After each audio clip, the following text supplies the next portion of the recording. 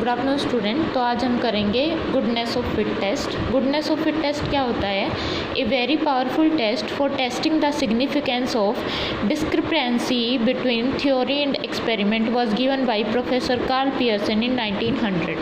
Professor Karl Pearson थे जिन्होंने 1900 में क्या दिया, chi square test of goodness of fit, जो क्या बताता है कि जो हम थ्योरी होती है हमारे पास और एक जो एक्सपेरिमेंट कंडक्ट करते हैं, उन दोनों के बीच में जो डिफरेंस आता है क्या वो सिग्निफिकेंट है, क्या वो बाई चांस अक्कर हुआ है, या फिर हमने जो ऑब्जर्वेशन ली, जो एक्सपेरिमेंट कंडक्ट किया उसमें कुछ एरर था। तो उस चीज़ के बारे में कौन बताता है हमारे पास? Chi square test of goodness of fit. मतलब कि जो हमारे पास थ्योरी थी और जो एक्सपेरिमेंट हमने कंडक्ट किया है, उन दोनों के बीच में जो डिफरेंस आया क्या वो सिग्निफिकेंट है, ये सब कौन बताता है? Chi square test of goodness of fit. It enables us to find if the deviation of the experiment from theory is just by chance or is it really due to the inadequacy of the theory to fit the observed data। ये हमें क्या बताता है? ये हमें ये find out करने में हेल्प करता है कि जो एक्सपेरिमेंट और थ्योरी के बीच में जो डेविएशन आया, जो डिफरेंस आया, वो जस्ट बाई चांस है, बाई चांस अक्कर हुआ, या फिर वो हमारी जो हमने डाटा फिट किया था हमारी थ्योरी पे वो इनएडिक्वेट था, उसकी वजह से आया। ठीक है, ये क्या बताता है कि जो थ्योरी और एक्सपेरिमेंट के बीच में डेविएशन आया वो बाई चांस था, या फिर हमने उसमें जो डाटा फिट किया है उस थ्योरी में वो इनएडिक्वेट था, उसकी वजह से आया। आगे है, if f i from 1 to n is a set of observed experimental frequencies and i from 1 to n is the corresponding set of expected या थियोरेटिकल और hypothetical frequency, then Karl Pearson chi square given bye.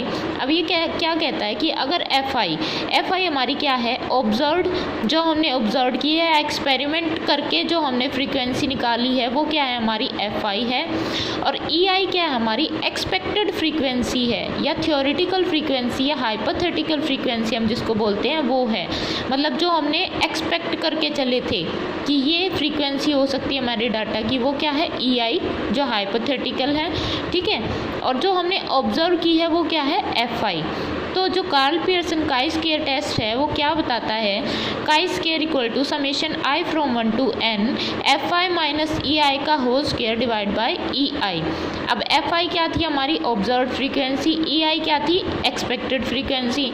इन दोनों के difference का square divide by E आई, जो हमारी expected frequency थी उससे divide कर दिया।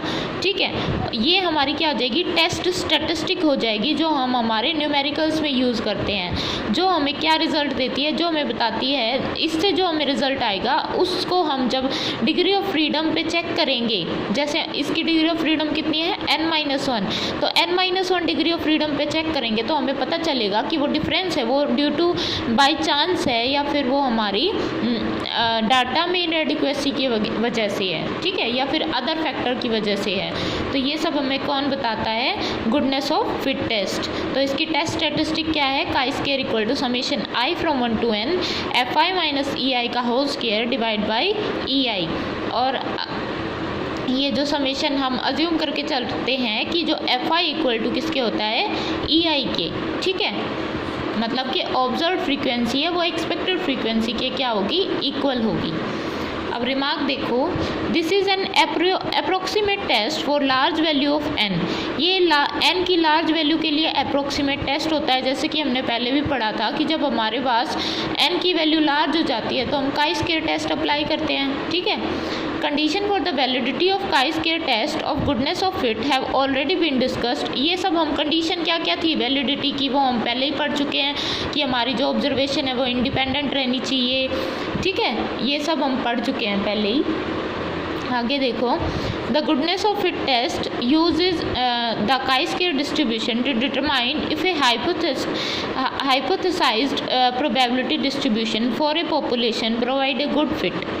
तो गुडनेस ऑफ फिट टेस्ट हम कब यूज़ करते हैं? काई स्क्वायर डिस्ट्रीब्यूशन में यूज़ करते हैं। क्या डिटरमाइन करने के लिए कि जो हमारी हाइपोथेटिकल प्रोबेबिलिटी डिस्ट्रीब्यूशन है क्या वो हमें पॉपुलेशन का के जो पैरामीटर्स प्रोवाइड करता है वो गुड फिट हैं या नहीं, मतलब जो हमने पॉपुलेशन के पैरामीटर निकाले उस प्रोबेबिलिटी डिस्ट्रीब्यूशन से वो हमारे लिए गुड फिट हैं या नहीं है, क्या वो पॉपुलेशन को प्रॉपरली डिफाइन कर रहा है या नहीं कर रहा है, वो रिप्रेजेंट कर रहा है या नहीं कर रहा है, ये सब कौन बताता है? Chi square distribution. Acceptance or rejection of the hypothesized population distribution is based upon difference between observed frequency in small sample and expected frequency obtained under the null hypothesis। तो जब हम हाइपोथेसिस की एक्सेप्टेंस और rejection किस पे depend करती है? जो उन दोनों के बीच में डिफरेंस आया, किन के बीच में? ऑब्जर्व फ्रीक्वेंसी और एक्सपेक्टेड फ्रीक्वेंसी के बीच में, उस पर डिपेंड करती है। अब हमारा डिसीजन रूल क्या होता है कि हम H0 हमारी जो नल हाइपोथेसिस है उसको एक्सेप्ट कब करेंगे? जब chi square less than equal to क्या रहेगा? Chi square alpha n-1। ठीक है, ये कौन सी थी? क्रिटिकल वैल्यू होगी काई स्क्वायर की, कौन सी डिग्री ऑफ फ्रीडम पे? n-1 पे, और अल्फा लेवल ऑफ सिग्निफिकेंस पे। और रिजेक्ट कब करेंगे? जब हमारा काई स्क्वायर है वो ग्रेटर देन हो जाएगा किससे? काई स्क्वायर अल्फा n-1, मतलब chi square alpha significance level पे और with n-1 degree of freedom पे जो काई स्क्वायर की क्रिटिकल वैल्यू आएगी उससे अगर हमारी ऑब्जर्व्ड वैल्यू है जो काई स्क्वायर की वो ग्रेटर आ गई तो क्या करेंगे? हम रिजेक्ट करेंगे किसको? नल हाइपोथेसिस को। Where chi square is the calculated value, ये काई स्क्वायर हमारी क्या है? कैलकुलेटेड वैल्यू है। ठीक है, और ये कैसे ऑब्टेन करते हैं हम? जब इस इक्वेशन में हमारी वैल्यूज पुट ऑन करते हैं तब क्या होता है? इस कैलकुलेटेड काई स्क्वायर की वैल्यू हमारे पास आ जाती है। And chi square alpha n-1 वो क्या है? टेबुलेटेड वैल्यू है, जो हम कैसे निकालते हैं? अल्फा लेवल ऑफ सिग्निफिकेंस पे, और कितनी डिग्री ऑफ फ्रीडम पे? n-1 डिग्री ऑफ फ्रीडम पे। तो काई स्क्वायर हमारी क्या होगी? कैलकुलेटेड वैल्यू, और काई स्क्वायर अल्फा n-1 क्या होगी? हमारी टेबुलेटेड वैल्यू। ठीक है, अगर कैलकुलेटेड वैल्यू टेबुलेटेड वैल्यू से ग्रेटर है तो हम नल हाइपोथेसिस क्या करेंगे? रिजेक्ट करेंगे। अगर calculated value less than equal to है टेबुलेटेड वैल्यू से तो हम नल हाइपोथेसिस को क्या करेंगे? एक्सेप्ट करेंगे। अब इसके बेस पे एक क्वेश्चन करते हैं, जैसे इसमें गिवन है the demand for a particular spare part in a factory was found to vary from day to day. अब ये क्या कह रहा है कि एक फैक्ट्री है जिसमें स्पेयर पार्ट्स की डिमांड है वो वेरी कर रही है डे बाय डे। ठीक है, in a sample study the following information was obtained. तो सैम्पल स्टडी में हमें ये इन्फॉर्मेशन मिली। डेज हमारे ये हो गए वीक के 7 डेज। ठीक है, 6 डेज लिए इसने, Monday Tuesday Wednesday Thursday and Friday Saturday. Number of parts demanded in days में क्या कितनी डिमांड आई है उन पार्ट्स की वो गिवन है। अब हमें क्या निकालना है? हमें निकालना है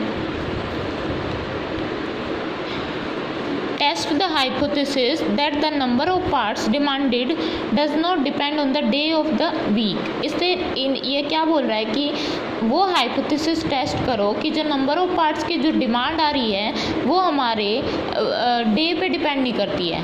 ठीक है, वो ये डिपेंड नहीं कर रही कि मंडे को कितनी डिमांड आई, ट्यूसडे को कितनी आई, वो डिमांड क्या है? डे पे डिपेंड नहीं कर रही। ये हमारी हाइपोथेसिस होगी।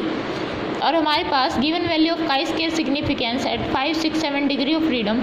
इन्होंने हमारे पास 5, 6 और 7 डिग्री ऑफ फ्रीडम पे हमारे पास काई स्क्वायर की जो टेबुलेटेड वैल्यू है वो ऑलरेडी गिवन है।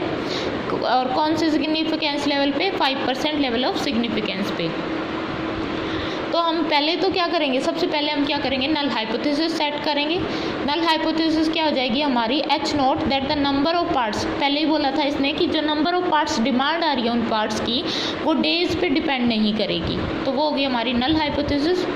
Under the null hypothesis the expected frequency of spare part demanded और each of the 6 day would be. तो एक्सपेक्टेड फ्रीक्वेंसी क्या होती है हमारी? जो नंबर ऑफ डिमांड्स हैं हम एक्सपेक्टेशन निकालते थे कैसे? एक्सपेक्टेशन ऑफ x क्या होता था? x into F of x, यही निकालते थे ना प्रोबेबिलिटी इंटीग्रेट करके। और अगर कंटिन्यूस में तो क्या होता था? समेशन होता था।